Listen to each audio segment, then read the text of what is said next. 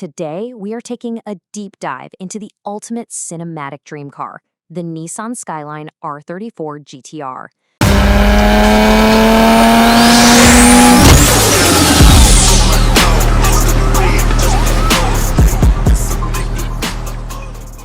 We're going to strip away those thick layers of childhood nostalgia and that iconic Bayside blue paint to reveal the harsh, undeniable financial reality of what it actually takes to own this machine today.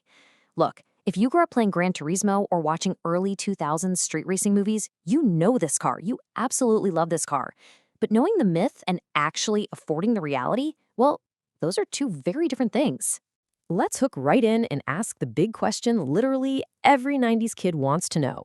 What does it actually cost to park this JDM legend in your garage in 2026? And I'm not just talking about the sticker price here. We're looking at a venture that could absolutely burn a massive black hole in your bank account.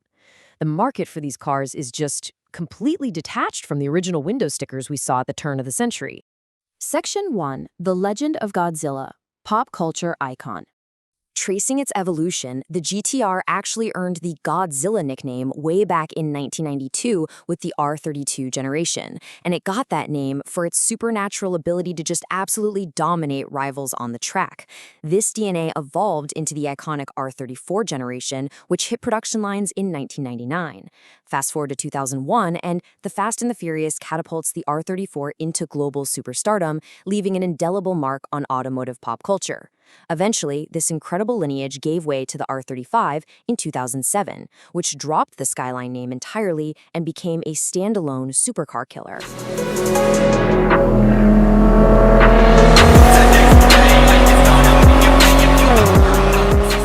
What's genuinely fascinating here is how academic research, like this specific thesis from the National Technical University of Athens looking at automotive tech advertising, shows that the GTR's transition from a pure motorsport tool into a globally marketed cinematic icon wasn't just a happy accident. No way. It was a powerful, deliberate branding phenomenon. Nissan and the entertainment industry seamlessly merged high-octane action with modern aesthetics to create an absolute legend. Section 2. Anatomy of the R34, a masterclass in design. Looking at the historical hierarchy of the R34 family, it becomes super clear that not every Skyline is a GTR. You start off with a naturally aspirated 25 GT pushing about 200 horsepower. Then you step up to the turbocharged 25 GTT at 280 horsepower. And finally, you reach the absolute apex, the legendary GTR, the BNR34, outfitted with that iconic 2.6-liter RB26 DETT twin-turbo inline-six engine and the Atisa ETS, which is Nissan's incredibly advanced all-wheel drive system.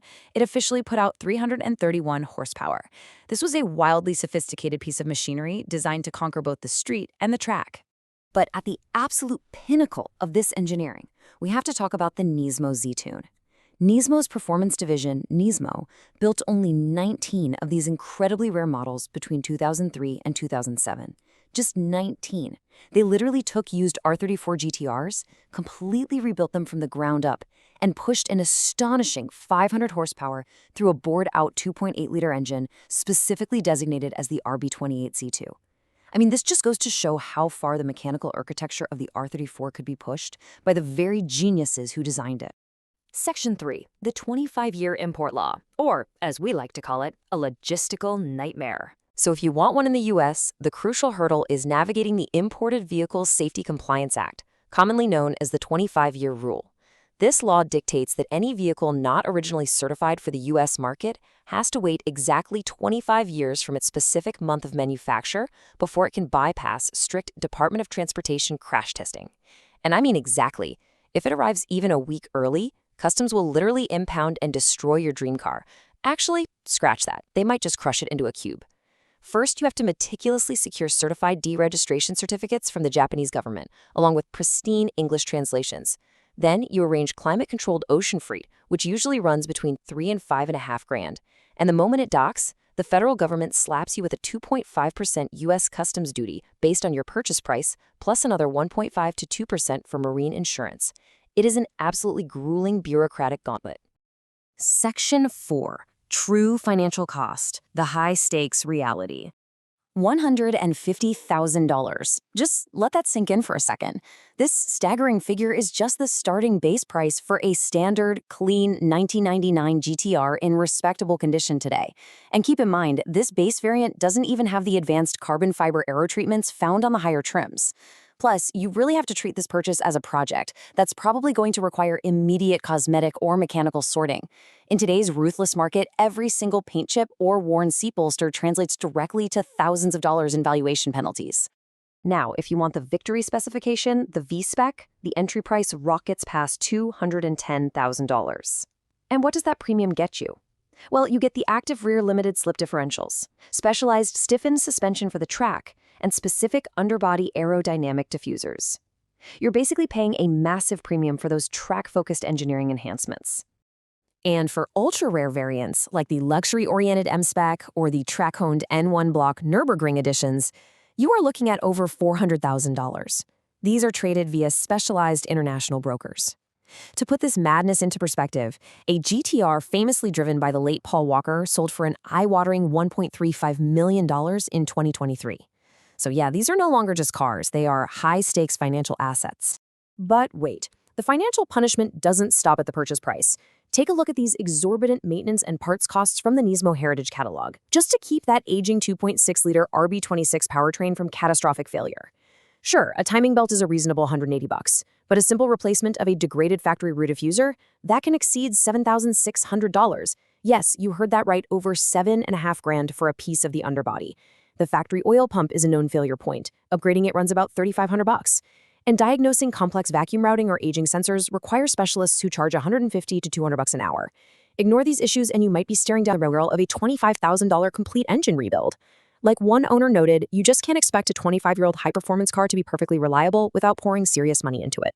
Section 5, Fantasy versus Reality, Enthusiast versus Investor. Here's where things get really ironic. While traditional JDM culture was all about aggressive aftermarket mods, high-boost turbos to minimize lag, and crazy body kits, today's high-net-worth collector market views those modifications as a severe financial penalty. Modern collectors demand wildly expensive, untouched, factory-correct components to preserve the asset's value. Replacing someone else's 20-year-old aftermarket mods with pristine factory equipment requires incredibly deep pockets. Get this. An original, untouched OEM plastic airbox alone can command over $1,000 on the secondhand market. So it's no longer about tuning. It's entirely about strict preservation. So I'll leave you with this final thought to consider about the true monumental cost of turning a childhood video game legend into a garage reality. Owning a Nissan Skyline R34 GT-R in 2026 is much less about reliving the golden era of street tuning and a whole lot more about operating as a high-net-worth archivist, preserving a highly demanding mechanical masterpiece. If you have the capital to properly care for one, it's an absolutely incredible piece of history. But for everyone else, well, the flawless fantasy might just be better kept alive in our memories.